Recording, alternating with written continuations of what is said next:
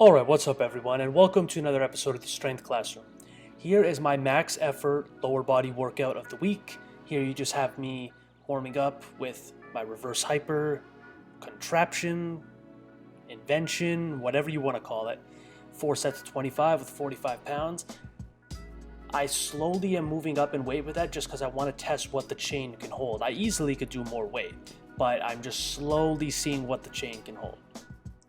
So my max effort lift for the day was safety squat, bar squats, free squats, not to a box, with 70 pounds of chain at the top. And I'm wearing the safety squat bar backwards. So it's more so like a front squat and it's aggressively trying to pitch me forward. And there were a couple of sets here, more so in the beginning when I was first using it. It was a shock for my upper back, like that one.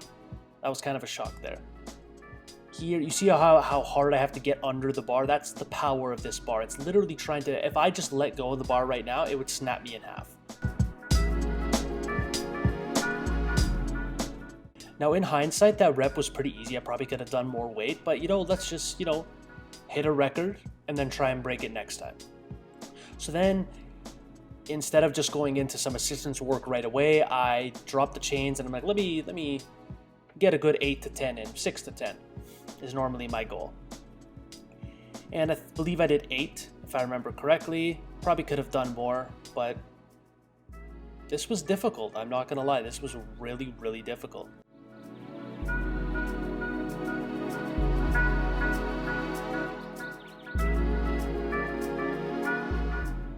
The reason it was so difficult, I broke my collarbone a while ago.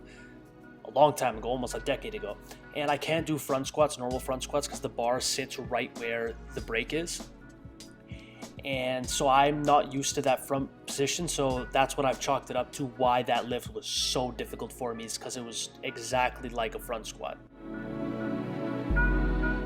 Now these are some good mornings using the same method, trying to pitch me forward. I have them still reversed, the safety squat bar, and these were way harder than regular good mornings. Like, my erectors are sore as hell this morning.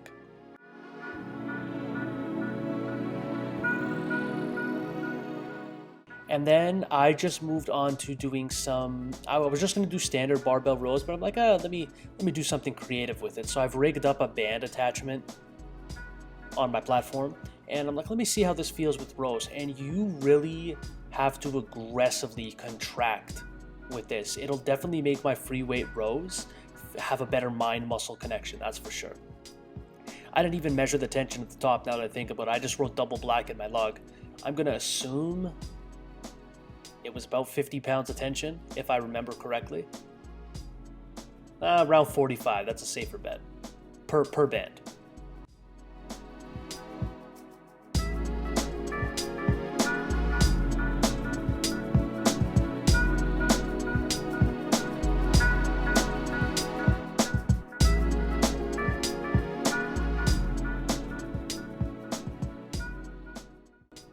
And then I moved on to assistance work. I did glute ham raises, which I'm slowly getting better at.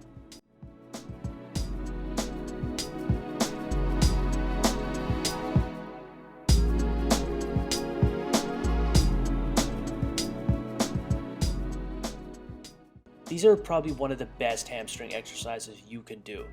Way better than hamstring curls, because you're contracting like both parts of your hamstring at the same time, like the below the knee and at the hip, like below the glute, so the top and the bottom. Whereas sometimes when you do hamstring curls, you're only hitting knee flexion. But this I like this a lot. I did 5 sets of 8 with this. Sometimes I like to lower the reps and do more sets.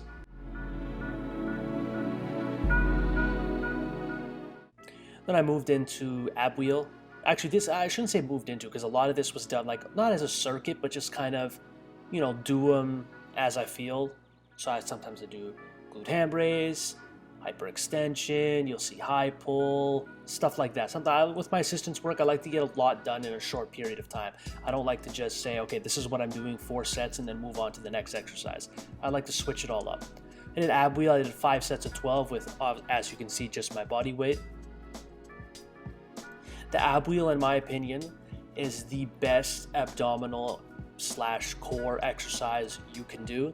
I remember when I was in university, part of one of my labs, they tested the EMG of a sit-up compared to an ab wheel, and the ab wheel gave, I believe it was 10 or 11 times the amount of abdominal activation than a standard sit-up, which to me is just insane.